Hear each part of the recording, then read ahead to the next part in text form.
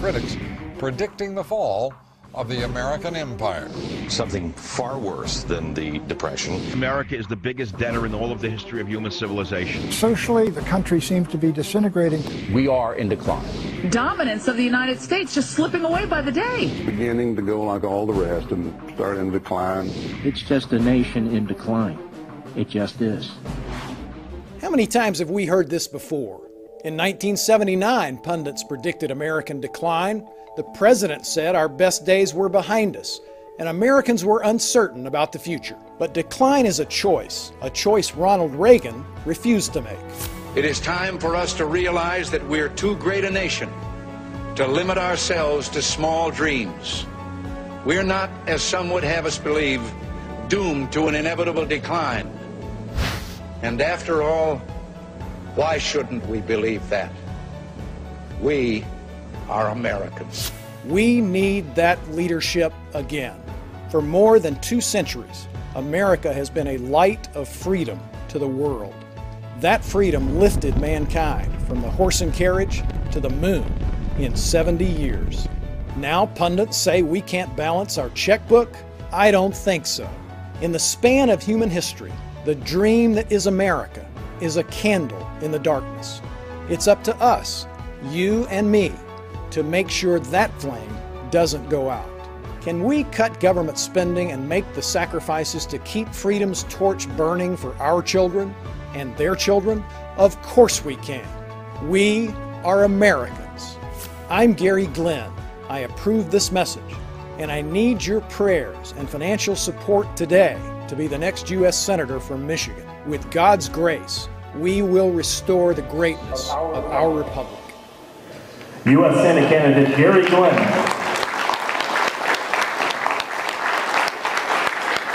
Thank you, guys. And thanks for hanging around this late at night. I appreciate this opportunity. Wish we could get up here more often. I'll be back in Marquette in about 10 days at a local church's debut of a new movie that's made about the history of the role that churches and pastors played in the American Revolution. So I'm looking forward to that in Marquette in about 10 days. You know, I was an Eagle Scout, and in high school I was captain of my high school fellowship of Christian athletes. But when Ronald Reagan came to town running for governor, I skipped class to go hear him run for president. I'm sorry, he was running for president of the United States. And the next morning they called my name over the loudspeaker, called me down to the office, and this is a bad sign. When I got there, my mom was sitting there, and they actually threatened to kick me out of school for caring enough about the future of our country to want to go see a candidate for president of the United States. I told that assistant principal if I had the same decision to make over again and make the exact same decision, I had to do what I had to do. Now you do what you got to do. And my mom never said a word, but I thought out of the corner of my eye I saw her kind of grin at one point. And they backed off and did not suspend it. I got to shake President Reagan's hand, met him in 1978. I ended up marrying the state chairman of Youth for Reagan. And my wife went on to become a Reagan alternate at the 1984 convention.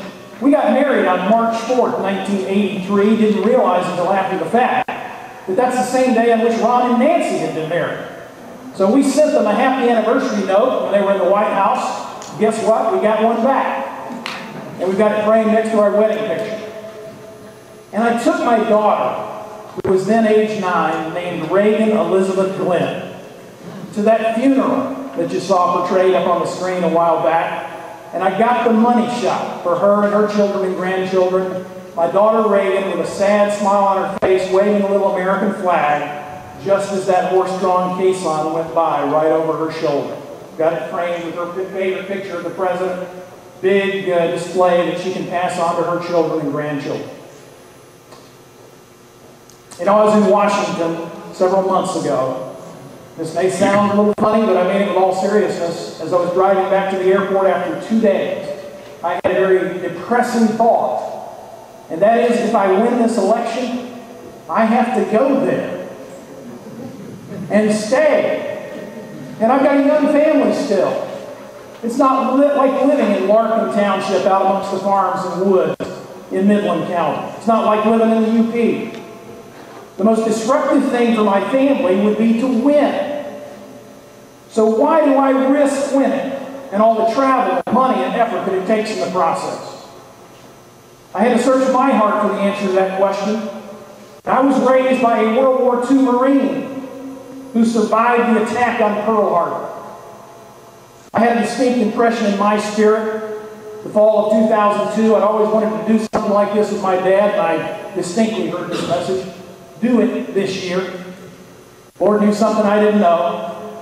The last December my dad was alive, we took him and my mom back to Hawaii. I stood in the same spot, in the same street he remembered standing at age 19, shooting at Japanese airplanes. Out on the Arizona Memorial during the official commemoration service, my dad was wearing a purple leg that identified him as a survivor. So I saw a major general of the Marine Corps, and an admiral, and captains and lieutenants, and everybody of every rank salute former Staff Sergeant James R. Glenn. Later that day, we went to the Punch Bowl Cemetery in the Pacific, and for the first time, we found my dad's best friend's grave. They'd gone out to a Charlie Chaplin movie the night before, got the pictures taken with a hula girl, and the next morning, my dad's best buddy from basic was killed on the USS Oklahoma. And I watched my dad take one of those purple flowers off his leg and lay it down on Robert Peake's grave.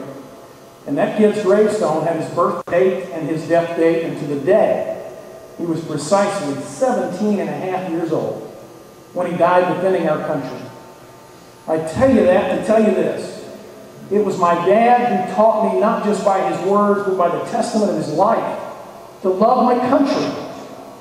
And I believe everything he taught me to love about America that you love about America. Our liberty and our strength and security, our free enterprise system, our founding Judeo-Christian principles are at imminent risk of being lost in a way we as Americans born when most of us were born would never have conceived possible.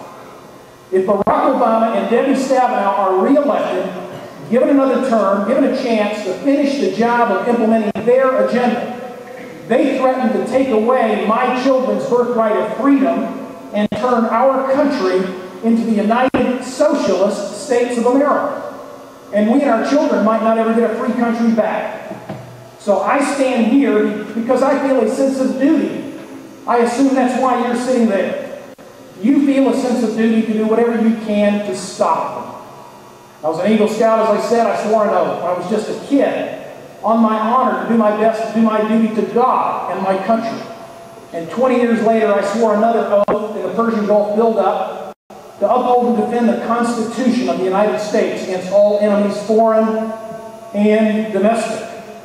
I happen to believe that the threats to our liberty today come more from sources that are domestic than from any power outside the borders of this country. I marry up that love of country and that sense of duty with a life's experience that has taught me if I do what a dad said I ought to do, stand up for what I believe in, and fight for what I love, I can make a difference. We can all make a difference. We can do more than just talk about what we believe in. 25 years ago, I led the campaign that made Idaho America's 21st right-to-work state. And I'm a founding member of the group pushing to pass right-to-work here in Michigan. And if I'm elected to the United States Senate, certainly I'll champion that issue back in Washington. As a county commissioner 16 years ago, I offered the nation's first medical savings account health care plan for county employees anywhere in America. Was invited to go testify before Congress. Was featured in a news conference by the U.S. Senate Finance Committee. And a staffer told the newspaper they consider being a national pioneer in free market health care reform. For the last 12 years, I've been president of the American Family Association of Michigan and one of two co-authors of the Marriage Protection Amendment. It says marriage in Michigan shall remain as God ordained it between one man and one woman. Amen.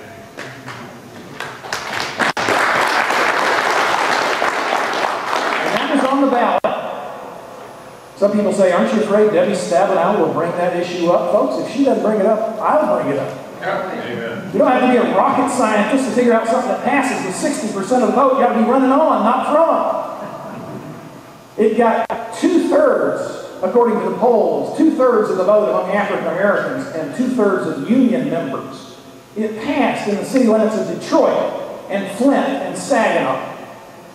I can go back to those same churches, same pastors. When Governor Huckabee came to town to endorse my candidacy, our MC that day was a black pastor from Ypsilanti who keeps my kids' names and telephone numbers in his wallet.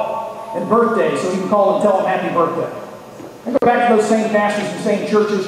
What if I can win 10%, 15% of the African American vote? Even our best Republican candidates, like Rick Snyder, only get 5% in the city of Detroit. I can go take votes right out of Debbie Stabenow's own backyard.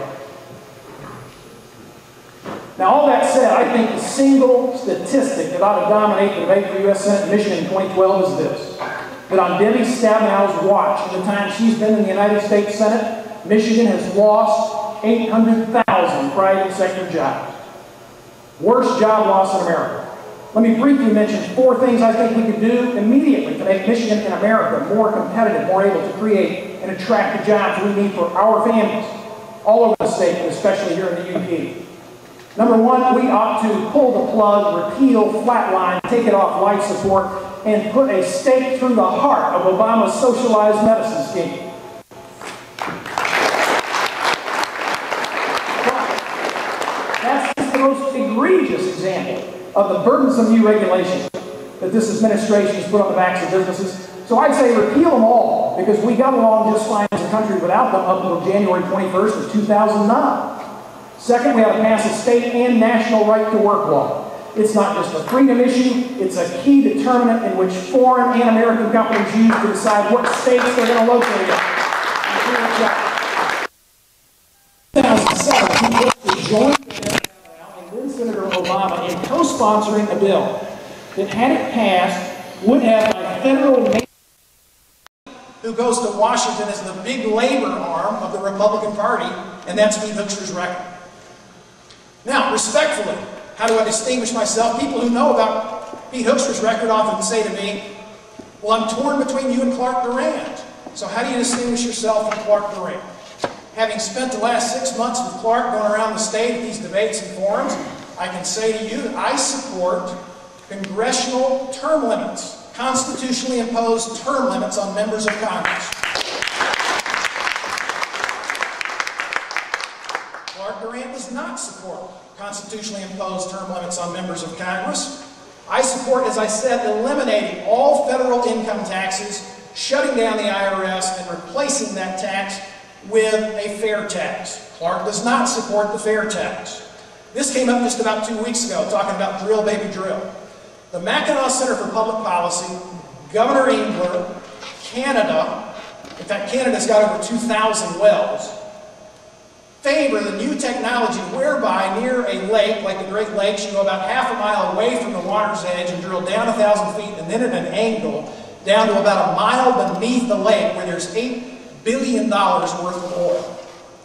$8 billion worth under the Great Lakes. 2,000 drills going in from Canada. We used to have some. Governor Engler supported it. Pete Hoekstra voted for Senator Debbie Stabenow's federal ban on all drilling under the lakes. Clark Durant simply says he opposes it, sides with the Sierra Club and the environmentalists. I'm the only Republican candidate who will stand firm and fight to bring high-paying oil and gas jobs and lower gas prices and energy independence to Michigan and America, and not side with or run from the Sierra Club and the environmental extremists on that issue. And finally, if you're trying to figure out who's a rebel, and with tort reform being one of the key factors in bringing down the cost of health care, consider this. And I say this half jokingly, and I find people take it seriously. 60 out of 100 members of the United States Senate right now are attorneys. And nothing personal, but I don't think we need another lawyer in the United States Senate. So those are some distinctions based on which you can make a choice between the candidates if you weren't aware of those distinctions until today. I'd simply say this: we've got to figure out who can beat Debbie Stabenow, and who, if they do, will make the kind of changes we need in Washington, D.C. That'll take on the culture of Washington, D.C. That will stand up for term limits, which is one of the most dramatic changes I think that would change the culture in Washington, D.C. But imagine this. Debbie Stabenow is rated as one of the tied for most liberal senator in the United States of America. But on the Wall Street bailout, Pete Hoekstra voted for it, and she voted against it. She could truthfully, legitimately put on a TV ad that portrayed herself as more conservative and more responsible with our tax dollars than Pete Hoekstra. on the very issue that brought the Tea Parties into existence. If you get outflanked on the right by the most liberal senator in America, that's a disaster for certain electoral defeat. Pete was one of only 8 Republicans in the House to vote against the American Legion's flag desecration amendment. Debbie Stabenow voted for it. She could run a TV ad that legitimately and truthfully painted herself as more supportive of veterans, more patriotic, more supportive of the values emblemized by our flag than the Republican nominee. We're not going to beat Debbie Stabenow and her AFSCME and SEIU and Teamster ground forces if the Tea Party organizations across the state and other conservative activists won't work their hearts out for our nominee. We went through a 3 or 4 month process, Clark and I did, other candidates. We had debates, we were interviewed, and I won the endorsement of a coalition that represents 75% of all the Tea Parties in the state of Michigan. What does that mean? We saw what it meant in Indiana and Texas and Iowa and Nebraska, where in the last 4 months, underfunded Tea Party candidates have come from single digits in the last 2 weeks to roar to the front and win by double digits, by 20% in Indiana. That's what we're planning on doing here in Michigan. What does it mean to have the support of Tea Parties in Michigan? My campaign was the only campaign for Senate that was not paying people to gather signatures. The press was having a lot of fun speculating, and I did nothing to persuade them otherwise. Was having a lot of fun predicting that I wouldn't gather enough signatures to even make the ballot, the 15,000 required, which is the highest in the country. And yet, the day we had to turn them in, on the backs of an all-volunteer force of Tea Party and other conservative grassroots activists, we turned in more signatures for this race than any other candidate, and all other campaigns were paying people to circulate. We had 27,000 signatures that we turned in. So I salute the Tea Parties for that. We all say, God bless America. We sing it. We all mean it. But I think we're at a point in our history where we've got to be mindful of our duty to be worthy of those blessings. And when we see 3 trillion barrels out west, it's clear God has blessed America even when we haven't deserved it. But the Lord promised, if, as was said in the prayer, that we who call ourselves by His name will repent of our sins and will call on Him, that He will heal our land. So I say instead, my prayer is, Lord, heal our land and protect America and preserve America just long enough for modern-day patriots like you and me to have one last chance to bring our country back from the brink of socialism. I will be proud to stand and fight alongside you to make sure that we can leave to our children what we inherited from those who came before us, a free country. Write a check, volunteer. It's going to be a tough job, but God bless and keep you strong for that fight. Thank you so much for your consideration.